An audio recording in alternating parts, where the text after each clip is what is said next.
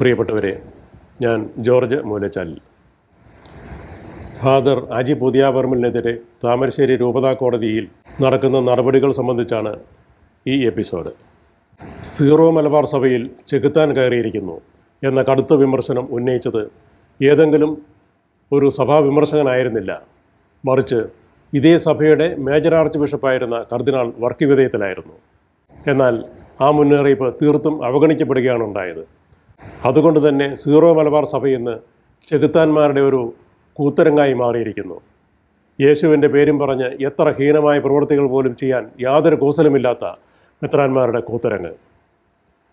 മധ്യനൂറ്റാണ്ടുകളിൽ ലക്ഷക്കണക്കിന് മനുഷ്യരെ പച്ചയ്ക്ക് കത്തിച്ചു കൊന്ന മാർപ്പാപ്പമാരുടെയും ഗ്രാൻഡ് ഇൻക്വിസിറ്റർമാരുടെയും പ്രേതാത്മാക്കൾ ആവേശിച്ചിരിക്കുന്നു നമ്മുടെ മെത്രാന്മാരിൽ. ഫാദർ അജി പുതിയാപറമ്പിലിനെതിരെ വെളിച്ചപ്പാട് തുള്ളി പ്രത്യക്ഷപ്പെട്ടിരിക്കുന്ന താമരശ്ശേരി ബിഷപ്പ് അതിൻ്റെ ഏറ്റവും പുതിയ ഒരു ഉദാഹരണം മാത്രം.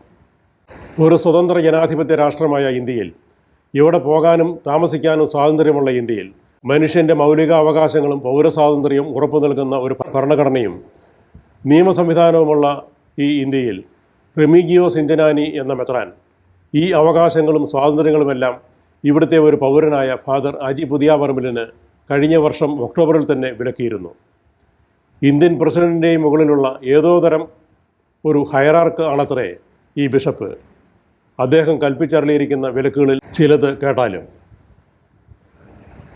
ഫാദർ അജി പുതിയാപറമ്പിൽ വൈദിക മന്ദിരത്തിന് പുറത്ത് താമസിക്കാൻ പാടില്ല, അനുവാദമില്ലാതെ ആരെയും സന്ദർശിക്കാൻ പാടില്ല, സാമൂഹിക മാധ്യമങ്ങളിൽ എഴുതാനോ TV ചാനലുകളിൽ അഭിപ്രായ പ്രകടനം നടത്താനോ അഭിമുഖങ്ങൾ നടത്താനോ പൊതുവേദികളിൽ പ്രസംഗിക്കാനോ പാടില്ല. ഇങ്ങനെയൊരു 10 വിലക്കുകൾ വിശ്വാസികൾക്കിടയിൽ ഉതപ്പുണ്ടാകാനിടയുണ്ട് എന്നതിലാണ് പോലും ഈ വിലക്കുകളെല്ലാം ഏർപ്പെടുത്തിയത്. ഉതപ്പിൻ്റെ നിരവധി മരത്തടികൾ സ്വന്തം കണ്ണിൽ കൊണ്ടു നടക്കുന്ന ബിഷപ്പ് ഇഞ്ചനാനിയാണ് ഫാദർ സജിയുടെ കണ്ണിലുണ്ടെന്ന് അദ്ദേഹം ആരോപിക്കുന്ന ഉതപ്പിൻ്റെ കരടെടുക്കാൻ സാഹസപ്പെടുന്നതെന്ന് ഇവിടെ ഓർക്കേണ്ടതുണ്ട്. ബിഷപ്പ് ഉണ്ടാക്കിയിട്ടുള്ള വലിയ ഉതപ്പുകളുടെ ഒരു ചെറിയ ലിസ്റ്റ് കൊടുക്കുന്നു. കന്യാസ്ത്രീയെ അവിഹിത ബന്ധത്തിലൂടെ ഗർഭിണിയാക്കിയ ഫാദർ ജോമോൻ കണ്ടത്തിൻകരയെ ഷംഷാബാദ് രൂപതയിൽ ധ്യാനകേന്ദ്രം ഡയറക്ടറായി പ്രൊമോഷൻ നൽകി വൈദിക വൃത്തിയിൽ തുടരാൻ കുതന്ത്രങ്ങൾ മെനഞ്ഞ ബിഷപ്പാണ് റെമിഗിയോസ് ഇഞ്ചനാനി. 2. ഫാദർ കണ്ടത്തിൻകരയുടെ ലൈംഗിക ഇരയായി തീർന്ന കന്യാസ്ത്രീയെയാകട്ടെ മഠത്തിൽ നിന്ന് പുറത്താക്കുകയും അവരിൽ പിറന്ന കുഞ്ഞിനെ കോടതിയെ തെറ്റിദ്ധരിപ്പിച്ച് അനാഥ എന്ന ലേബലിൽ മക്കളില്ലാത്ത ഹിന്ദു ദമ്പതികൾക്ക് ദത്ത് നൽകുകയും ചെയ്ത് ധാർമ്മിക മൂല്യങ്ങൾ കാറ്റിൽ പറത്തിയ ആത്മീയ കാപട്യത്തിനുടമയുമാണ് ബിഷപ്പ് ഇഞ്ചനാനി. 2 പതിറ്റാണ്ടിലേറെക്കാലം അനധികൃതമായി കരിങ്കൽ ക്വാറി നടത്തിയതുമായി ബന്ധപ്പെട്ട കോടതി കേസുകളിൽ പ്രതിസ്ഥാനത്തുള്ള വ്യക്തിയുമാണ് ഈ ബിഷപ്പ്. കേസ് നൽകിയ കാത്തലിക് ലേമൻസ് അസോസിയേഷൻ്റെ general secretary Shri ML George പറയുന്നത് കേൾക്കുക. പ്രഥമ ദൃഷ്ട്യ മൈൻ ആൻഡ് ജിയോളജി ഇപ്പോഴൊരു എയർ സർവേ നടത്തിയാൽ പോലും ഇവരുടെ കോടിക്കണക്കിന് രൂപയുടെ ഈ കരിങ്കല്ല് അപഹരണം നടത്തിയിട്ടുള്ളത് വ്യക്തമായി കാണാൻ കഴിയും. ഈ കേസിൽ ബിഷപ്പ് ഇഞ്ചനാനിക്ക് കോഴിക്കോട് ജില്ലാ ജിയോളജിസ്റ്റ് 25 ലക്ഷത്തോളം രൂപ പിഴ വിധിച്ചിട്ടുള്ളതുമാണ്. ഇത് സംബന്ധിച്ച് 2022 ഏപ്രിൽ 22 വന്ന ഏഷ്യാനെറ്റ് വാർത്ത കേൾക്കുക. അനധികൃത ക്വാറി ഖനന കേസിൽ താമരശ്ശേരി രൂപതാ ബിഷപ്പിനും പള്ളി വികാരിക്കും 1/4 കോടിയോളം രൂപ പിഴ.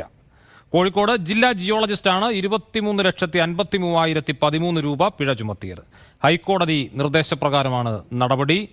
കൂടാതെ അനധികൃത സ്ഫോടക വസ്തു കൈകാര്യ വിനിയോഗ പ്രവർത്തനങ്ങളിൽ ഏർപ്പെട്ടതിനും കരിങ്കൽ ക്വാറി വികസനത്തിനു വേണ്ടി നിയമവിരുദ്ധമായി സെമിത്തേരി നശിപ്പിച്ച് മൃതശരീരങ്ങളോട് അനാദരവും അക്രമവും ക്രൂരതയും കാട്ടിയതിനും വിവിധ കോടതികളിലുള്ള ക്രിമിനൽ കേസുകളിൽ വിചാരണ നേരിടുന്ന വ്യക്തിയുമാണ് ഈ ബിഷപ്പ്. 4. ലിറ്റിൽ ഫ്ലവർ പള്ളിവക 14 ഏക്കറിൽ പരം സ്ഥലം വിറ്റ് പണം കരസ്ഥമാക്കിയ വ്യക്തിയാണ് ഈ ബിഷപ്പ് എന്നും ആരോപണമുണ്ട്. 5. മാധവ് ഗാഡ്ഗിൽ കസ്തൂരി ഗംഗൻ റിപ്പോർട്ടുകൾ തൻ്റെ അനധികൃത കരിങ്കൽ ക്വാറികളുടെ സുഗമമായ പ്രവർത്തനങ്ങൾക്ക് തടസ്സമാകുമെന്ന് മനസ്സിലാക്കി താമരശ്ശേരി രൂപതാ ഭവനിൽ തൻ്റെ ആജ്ഞാനുവർത്തികളായവരെ സംഘടിപ്പിച്ച് സമരസമിതി രൂപീകരിച്ച വ്യക്തിയും പ്രസ്തുത സമരസമിതിയുടെ കൺവീനർ സ്ഥാനം ഏറ്റെടുത്ത് സർക്കാരിനെതിരെ പ്രക്ഷോഭം അഴിച്ചുവിട്ട് താമരശ്ശേരി ഫോറസ്റ്റ് റേഞ്ച് ഓഫീസും അവിടുത്തെ രജിസ്റ്ററുകളും തൊണ്ടിമുതലുകളും തീയിട്ട് നശിപ്പിക്കുന്നതിന് നേതൃത്വം കൊടുത്ത വ്യക്തിയും പോലീസ് വാഹനവും KSRTC ബസ്സും മറ്റും തല്ലി തകർക്കുന്നതിന് നേതൃത്വം കൊടുത്ത വ്യക്തിയും വഴിയാത്രക്കാരും നിരപരാധികളുമായ വ്യക്തികൾ പ്രസ്തുത കുറ്റകൃത്യങ്ങളുടെ പേരിൽ ജയിലിൽ അടയ്ക്കപ്പെടുന്നതിന് ഇടയാക്കിയ വ്യക്തിയും കോഴിക്കോട് കളക്ട്രേറ്റ് പടിക്കൽ ആൾക്കാരെ സംഘടിപ്പിച്ച് സർക്കാരിനെതിരെ ജാലിയൻവാലാബാഗ് മോഡലിൽ ചോരപ്പുഴ ഒഴുക്കുമെന്ന് ഭീഷണി പ്രസ്താവന നടത്തിയ വ്യക്തിയുമാണ് ഈ ബിഷപ്പ്. ക്രിസ്തീയ ജീവിതത്തിൻ്റെ ഉദാത്ത മാതൃകയായി ജീവിച്ച് ക്രൈസ്തവർക്ക് ആധ്യാത്മിക പ്രചോദനം പകരാൻ കടമയുള്ളൊരു മെത്രാനാണ് ഇത്തരം നീച പ്രവൃത്തികളിലൂടെ ക്രൈസ്തവർക്ക് മുഴുവൻ വലിയ തോതിൽ ഉതപ്പ് നൽകുന്നതും പൊതുസമൂഹത്തിൽ ക്രൈസ്തവ സഭയെ പരിഹാസപാത്രമാക്കുന്നതും എന്നോർക്കുക. ഇങ്ങനെ ഉതപ്പിൻ്റെ മൊത്തക്കച്ചവടക്കാരനായ ഈ ബിഷപ്പാണ് പ്രവാചക ധീരതയോടെ സഭയെ നവീകരിച്ച് രക്ഷിക്കുന്നതിനായി പ്രവർത്തിക്കുകയും അതിനുവേണ്ടി അനേകരിലേക്ക് ആധ്യാത്മിക ഊർജം പകരുകയും ചെയ്തുകൊണ്ടിരിക്കുന്ന ഫാദർ അജി പുതിയാപറമ്പിലിനെതിരെ ഉതപ്പ് ആരോപിച്ച് വിചാരണ നടപടികൾ സ്വീകരിച്ചിരിക്കുന്നത് എന്നതിലെ വൈരുദ്ധ്യം കാണുക. വാസ്തവത്തിൽ സീറോ മലബാർ വിശ്വാസി സമൂഹം താമരശ്ശേരി ബിഷപ്പിനെ മേൽ സൂചിപ്പിച്ച കുറ്റങ്ങളിൽ ജനകീയ വിചാരണ ചെയ്യുകയാണ് വേണ്ടത്. കൂടാതെ ഫാദർ അജിയുടെ പൗരാവകാശത്തെ നിഷേധിച്ചുകൊണ്ട് കൽപ്പനയിറക്കിയ അദ്ദേഹത്തിനെതിരെ വിശ്വാസി സമൂഹത്തിൻ്റെ തന്നെ നേതൃത്വത്തിൽ സിവിൽ കേസ് ഫയൽ ചെയ്യേണ്ടതും ആവശ്യമാണ്. മറ്റൊന്ന്, സഭാ കോടതികളെന്ന നിയമവിരുദ്ധ സമാന്തര മതകോടതികൾ ഈ രാജ്യത്ത് നിന്ന് ഉന്മൂലനം ചെയ്യാനുള്ള നിയമനീക്കത്തിനും ഇവിടുത്തെ ക്രൈസ്തവ സമൂഹം തയ്യാറാകേണ്ടതുണ്ട് എന്നതാണ്. ഇപ്പോഴിതാ ഏപ്രിൽ 20 ഫാദർ അജി പുതിയാപറമ്പിലിനെ താമരശ്ശേരി രൂപതാ മതകോടതിയുടെ വിചാരണയ്ക്ക് വിധേയനാക്കിയിരിക്കുന്നു. വിചാരണയ്ക്ക് നോട്ടീസ് കിട്ടിയപ്പോൾ തന്നെ അതു സംബന്ധിച്ച് അദ്ദേഹം തൻ്റെ നിലപാട് ചാനൽ 24 ഇങ്ങനെ വ്യക്തമാക്കിയിരുന്നു. താമരശ്ശേരി രൂപതയുടെ മതകോടതിക്കെതിരെ ഫാദർ അജി പുതിയാപറമ്പിൽ രംഗത്ത് വന്നിരിക്കുന്നു. സഭയുടെ നിലപാട് വിരോധാഭാസമാണെന്നാണ് ഫാദർ പറയുന്നത്. ആഗോളതലത്തിൽ സഭ നവീകരിക്കപ്പെടുമ്പോൾ കേരളത്തിൽ കിരാതവും അപരിഷ്കൃതവുമായ നടപടിയാണ് താമരശ്ശേരി രൂപതയുടേത് എന്നാണ് അദ്ദേഹത്തിൻ്റെ അഭിപ്രായം. സഭയിലെ ജീർണതയ്ക്കെതിരെ പ്രതികരിക്കുന്നവരെ ശിക്ഷിക്കുകയാണെന്നും ഫാദർ അജി പുതിയാപറമ്പിൽ 24 പറഞ്ഞു. 24 എക്സ്ക്ലൂസീവ്. എനിക്കെതിരെയുള്ള താമരശ്ശേരി രൂപതയുടെ വിചാരണ കോടതി നടപടികൾ ഈ 20 ആരംഭിക്കുകയാണ്. ഈ കോടതി നടപടികളിൽ പങ്കെടുക്കണം എന്ന് തന്നെയാണ് ഞാൻ വിചാരിക്കുന്നത്. ഒരു രൂപതയുടെ സ്വത്ത് അന്യാധീനപ്പെടുത്തിയ മെത്രാനെതിരെ വിചാരണയില്ല. കന്യാസ്ത്രീയെ പീഡിപ്പിച്ചെന്ന് ആരോപിക്കുന്ന മെത്രാനെതിരെയും വിചാരണയില്ല. ഇതൊക്കെ ചോദ്യം ചെയ്യുന്നവർക്കെതിരെ വിചാരണ നടത്തുന്നു. ഇത് തികച്ചും ഒരു വിരോധാഭാസമാണ്. സഭയുടെ ജീർണത മാറുന്നതിന് എന്നെപ്പോലെയുള്ളവരുടെ ശബ്ദം അനിവാര്യമാണ്. ഈ ശബ്ദത്തെ ഇല്ലാതാക്കാനുള്ള പരിശ്രമം എപ്പോഴും എല്ലാ കാലത്തും ഉണ്ടായിട്ടുണ്ട്, ഇപ്പോഴും ഉണ്ടായിക്കൊണ്ടിരിക്കുന്നു. അതിൻ്റെ ഒന്നാമത്തെ തെളിവാണ് ഈ വിചാരണ കോടതി. പക്ഷെ ഞാൻ ഈ വിചാരണ കോടതിയെ ഭയപ്പെടുന്നില്ല. തീർച്ചയായിട്ടും ഈ കോടതിയുമായി തന്നെ മുന്നോട്ട് പോകും. ഒട്ടും സുതാര്യമല്ലാത്ത രൂപതാ കോടതിയിലെ വിചാരണയ്ക്ക് ശേഷം തനിക്ക് അവിടെയുണ്ടായ അനുഭവത്തെക്കുറിച്ച് ഏറ്റവും സുതാര്യമായി അദ്ദേഹം പറയുന്നത് കേൾക്കുക. താമരശ്ശേരി രൂപതയുടെ കുറ്റവിചാരണ കോടതി ഇന്ന് ഉച്ച കഴിഞ്ഞ് 3 മണിക്ക് ആരംഭിച്ചു. പതിവിന് വിപരീതമായി കോടതി ഓഫീസിന് പകരം ബിഷപ്സ് ഹൗസിന്റെ 1ാം നിലയിലുള്ള വലിയൊരു കോൺഫറൻസ് ഹാളിൽ വെച്ചാണ് വിചാരണ നടത്തിയത്. ഇന്നത്തെ കോടതി അപൂർണമായിരുന്നു എന്ന് പറയേണ്ടിയിരിക്കുന്നു. 3 ജഡ്ജിമാരിൽ ഒരാൾ ഫാദർ ജെയിംസ് കല്ലിങ്കൽ VC ഇന്ന് വന്നിരുന്നില്ല. കോടതി അപൂർണമാണ് എന്നുള്ള കാര്യം ഞാൻ സൂചിപ്പിക്കുകയുണ്ടായി. 3 പേരുടെ മുമ്പിൽ വെച്ച് വിചാരണ ചെയ്യപ്പെടാനുള്ള എൻ്റെ അവകാശം ഞാൻ പ്രത്യേകം അവർ പറഞ്ഞു. പക്ഷേ അവരത് ചെവിക്കൊണ്ടില്ല. മറ്റൊരു കാര്യമുള്ളത്, ഈ കോടതി വളരെ അടച്ചുകെട്ടിയ ഒരു വലിയ ഹാളിൽ വെച്ചായിരുന്നു. ഇതാരെയും ഭയപ്പെടുത്തുന്ന ഒരു സാഹചര്യമാണ്. ഒരിക്കൽ ഈ കോടതി മുറിയുടെ ജനൽ തുറന്നിടാൻ ഞാൻ ആവശ്യപ്പെട്ടപ്പോൾ അവരത് സ്വീകരിച്ചില്ല. അതുപോലെ തന്നെ എൻ്റെ കൂടെ വന്ന 2 പേർക്ക് അവരിയ്ക്കാനുള്ള സീറ്റും നൽകിയില്ല. ആ 2 ചെറുപ്പക്കാര്, ഈ രൂപതാംഗങ്ങൾ തന്നെയായിട്ടുള്ള ചെറുപ്പക്കാര്, ആ കോടതി ഓഫീസിന് പുറത്ത് വെറും നിലത്താണ് ഇരുന്നത്. തീർച്ചയായും ഇത് ദുഃഖകരമായ കാര്യമാണ്. മറ്റൊന്ന്, ഈ കോടതിയിൽ എൻ്റെ ഭാഗം വാദിക്കാൻ പാടില്ല എന്നാണ് പറഞ്ഞത്. പകരം അവർ ചോദിക്കുന്ന ചോദ്യത്തിന് മാത്രമേ ഉത്തരം പറയാവൂ. ഞാൻ ചോദിച്ചു, എൻ്റെ ഭാഗം വാദിക്കാൻ പറ്റില്ലെങ്കിൽ പിന്നെ എന്തിനാണ് എന്നെ വിളിച്ചത്? എൻ്റെ ഭാഗം ഞാനല്ലാതെ മറ്റാരാണ് പറയുക? സാക്ഷികളായിട്ട് ഞാൻ പേര് പ്രപ്പോസ് ചെയ്തിരിക്കുന്നത് ഒന്ന് ബിഷപ്പ് റെമീജിയസ് ആണ്, മറ്റൊന്ന് ഇപ്പോഴത്തെ വികർ ജനറൽ ഫാദർ ജോയ്സ് വയലി, മുൻ വികർ ജനറൽ ഫാദർ ജോൺ ഒറവങ്കര, മുൻ ചാൻസലർ ഫാദർ ചെറിയാൻ പൊക്കമ്പാറ. എനിക്കൊന്നും മറയ്ക്കാനില്ല. അവർ സത്യം പറഞ്ഞാൽ മാത്രം മതി എന്ന് ഞാൻ പറയുകയുണ്ടായി. ഈ കോടതിയുടെ രൂപീകരണത്തിൽ സാങ്കേതികമായി വലിയൊരു പിഴവ് വന്നിരിക്കുന്ന കാര്യം ഞാൻ സൂചിപ്പിച്ചിട്ടുണ്ട്. ഈ കോടതി രൂപീകരിച്ചത് 2023 സെപ്റ്റംബർ 20 ബിഷപ്പാണ് അത് ഒപ്പുവെച്ചിരിക്കുന്നത്, കൂടെ ചാൻസലറും. എന്നാൽ നാം മനസ്സിലാക്കേണ്ട കാര്യം, ആ മാസം 2 മുതൽ 26 വരെ ബിഷപ്പ് വിദേശത്തായിരുന്നു എന്നുള്ളതാണ്. വിദേശത്തുള്ള ബിഷപ്പ് എങ്ങനെയാണ് കേരളത്തിൽ വന്ന് ഒപ്പിടുന്നത്? അല്ലെങ്കിൽ അദ്ദേഹത്തിൻ്റെ ഒപ്പ് മറ്റാരെങ്കിലും ഇട്ടോ? അന്വേഷിക്കേണ്ട കാര്യം. ഇതിലെ മുഖ്യ ജഡ്ജി ഫാദർ ബെന്നി മുണ്ടനാട്ടിന് വ്യക്തിപരമായി എന്നോട് വിരോധമുള്ള കാര്യം ഞാൻ കോടതിയിൽ സൂചിപ്പിച്ചിട്ടുണ്ട്. അതിന് തെളിവും ഹാജരാക്കിയിട്ടുണ്ട്. വ്യക്തിപരമായി എന്നോട് വിരോധമുള്ള ഒരു ജഡ്ജിക്ക് എങ്ങനെയാണ് എൻ്റെ കാര്യത്തിൽ നീതിപൂർവമായിട്ടുള്ള ഒരു വിധി പുറപ്പെടുവിക്കാൻ സാധിക്കുക?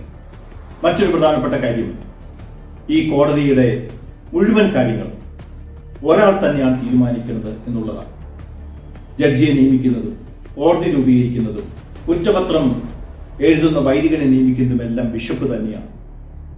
ഭരണനിർവഹണവും നീതിന്യായ നിർവഹണവും ഒരാൾ തന്നെ ചെയ്യുമ്പോൾ അവിടെ നീതിക്ക് ക്ഷതമേൽക്കുന്നു എന്നുള്ള കാര്യം നാം മനസ്സിലാക്കണം.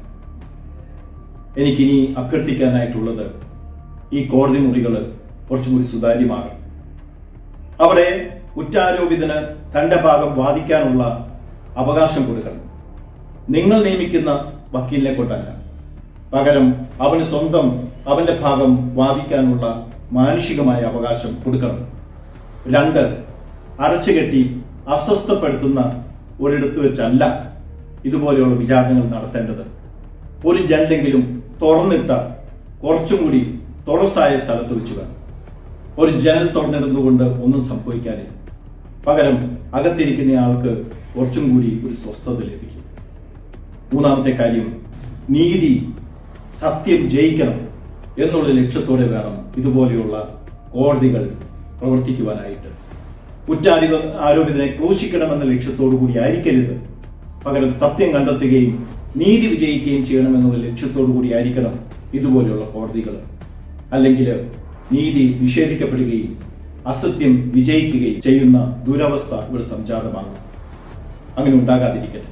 ഇവിടെ ഫാദർ പുതിയാവർമ്മൽ ചൂണ്ടിക്കാട്ടിയ കാര്യങ്ങളിൽ നിന്ന് താമരശ്ശേരി രൂപതാ കോടതി ഒരു വ്യക്തി എന്ന നിലയിലുള്ള അദ്ദേഹത്തിൻ്റെ മൗലികാവകാശങ്ങൾ നിഷേധിക്കുന്നതും മധ്യനൂറ്റാണ്ടുകളിലെ ഇൻക്വിസിഷൻ കോടതികൾക്ക് സമാനമായുള്ളതുമാണെന്ന് കാണാം. AD 1600 കത്തോലിക്ക സഭ പച്ചയ്ക്ക് കത്തിച്ച് കൊന്നുകളഞ്ഞ തത്വചിന്തകനും ശാസ്ത്രജ്ഞനുമായിരുന്ന ബ്രൂണോയുടെ ശിക്ഷ നിയമാനുസൃതമാണെന്ന് വരുത്തി തീർക്കാൻ വേണ്ടി അദ്ദേഹത്തെ പലവട്ടം ഇൻക്വിസിഷൻ കോടതിയിൽ വിചാരണ ചെയ്യുകയുണ്ടായി. പക്ഷേ ആ വിചാരണകളിലൊന്നും അദ്ദേഹത്തിൻ്റെ വാദങ്ങൾ ശ്രവിക്കാൻ ഇൻക്വിസിഷൻ കോടതി കൂട്ടാക്കിയില്ല. പകരം അദ്ദേഹത്തിൻ്റെ കാഴ്ചപ്പാടുകൾ തെറ്റാണെന്ന് സംബന്ധിച്ച് കുറ്റം ഏറ്റുപറയാൻ ആവശ്യപ്പെടുക മാത്രമാണ് ചെയ്തത്. ഇവിടെയും സ്വന്തം ഭാഗം പറയാൻ താമരശ്ശേരി രൂപതാ കോടതി ഹാദി അജി പുതിയാവർമ്മലിനെ അനുവദിക്കുന്നില്ല. ഇപ്രകാരം ബ്രൂണോയുടെയും സഭ പച്ചയ്ക്ക് കത്തിച്ചു കൊന്ന ലക്ഷക്കണക്കിന് നിഷ്കളങ്കരായ മനുഷ്യരുടെയും കാര്യത്തിലെന്നതുപോലെ തന്നെ ഫാദർ അജിയുടെ കാര്യത്തിലും വിധി തീരുമാനിച്ചുറപ്പിച്ചതിന് ശേഷമുള്ള വിചാരണാ നാടകമാണിപ്പോൾ അരങ്ങേറുന്നത് എന്ന് വേണം അനുമാനിക്കാൻ. രൂപതാ ബിഷപ്പ് മാർ റെമിഗിയോസ് ഇഞ്ചനാനിയുടെ പൂർണ്ണ നിയന്ത്രണത്തിലുള്ള അദ്ദേഹത്തിൻ്റെ സ്വന്തം മതകോടതിയിൽ അദ്ദേഹത്തിൻ്റെ ഇച്ഛയ്ക്ക് വിപരീതമായി ഒരു വിധി തീർപ്പുണ്ടാകുന്നത് എങ്ങനെ? എക്സിക്യൂട്ടീവ് പവറും ജുഡീഷ്യൽ പവറും മെത്രാനിൽ കേന്ദ്രീകരിച്ചിരിക്കുന്ന കത്തോലിക്ക സംവിധാനത്തിൽ നീതി ദേവത അങ്ങനെ തന്നെ കൊല ചെയ്യപ്പെടുകയാണ്. ഇൻക്വിസിഷൻ കൂട്ടക്കുരുതികളും മനുഷ്യാവകാശ ലംഘനങ്ങളും ഉൾപ്പെടെ 2 സഹസ്രാബ്ദക്കാലം കത്തോലിക്ക സഭ ചെയ്തു കൂട്ടിയ പാപങ്ങൾക്ക് 2000 മാർച്ച് 12 സെൻറ്റ് പീറ്റേഴ്സ് ബസിലിക്കയിൽ വെച്ച് ജോൺ പോൾ 2 മാർപ്പാപ്പ ദൈവത്തോടും ലോകത്തോടും ക്ഷമ യാചിച്ചതെല്ലാം സീറോ മലബാർ സഭയിൽ പാഴ്വാക്കായിരിക്കുന്നു. നീതിക്ക് വേണ്ടി വിശക്കാനും ദാഹിക്കാനും പീഡകൾ സഹിക്കാനും സന്നദ്ധതയുള്ളവരാകാൻ ആഹ്വാനം ചെയ്യുകയാണ് യേശു ചെയ്തതെങ്കിൽ അങ്ങനെയുള്ള യേശു ശിഷ്യരെ കുരിശിൽ തറയ്ക്കാൻ വെമ്പൽ കൊള്ളുകയാണ് സീറോ മലബാർ സഭയുടെ സെൻറ്റ് ഹെദ്രിൻ സംഘമായ സീനഡ് മെത്രാന്മാർ.